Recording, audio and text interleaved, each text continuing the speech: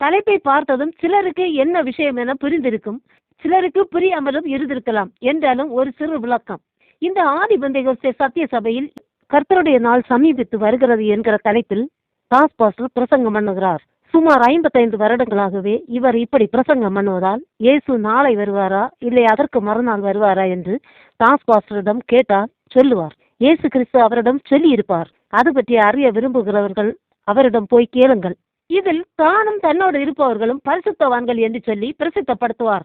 தானும் தன்னோடு உள்ளவர்களும் பரிசுத்தவான்கள் என்பதால் மற்றவர்களை பைத்தியமுள்ள பிள்ளைகள், வணங்கா கழுத்துள்ளவர்கள் என்று சாபமிட்டு பிரசங்கம் பண்ணுவார். ஆனால் தான் எப்படி பைத்தியம் இல்லாமல் இருக்கிறேன், எப்படி வணங்கும் கழுத்து உள்ளவனாக இருக்கிறேன் என்று சொல்ல மாட்டார்.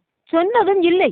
இப்படி தாங்கள் பரிசுத்தவான்கள் என்று சொல்லுவார்கள். வாக்குத்தத்தங்கள் நிறைவேற இறந்தவர்கள் உயிர்த்தல என காத்திருப்பார்கள்.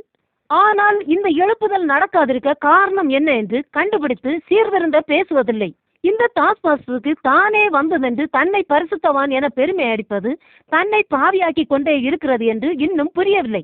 எழுப்புதல் நடந்தாலும் நடக்காவிட்டாலும் பரவாயில்லை, என்னையும் என்னோடு உள்ளவர்களையும் பரிசுத்தவான் என்று பேசுவதை நான் நிறுத்தப் போவதில்லை என்றுள்ள உறுதியோடு தாஸ் பாஸ்டர் இருக்கிறார். அவருக்கும் சேர்த்துதான் இந்த கர்த்தருடைய நாள் சமீபித்து வருகிறது என்பது தெரியாமல் இருந்து பிரசங்கம் பண்ண போகிறார். கர்த்தர் நம் அனைவரையும் ஆசீர்வதிப்பாராக. ஆமேன்.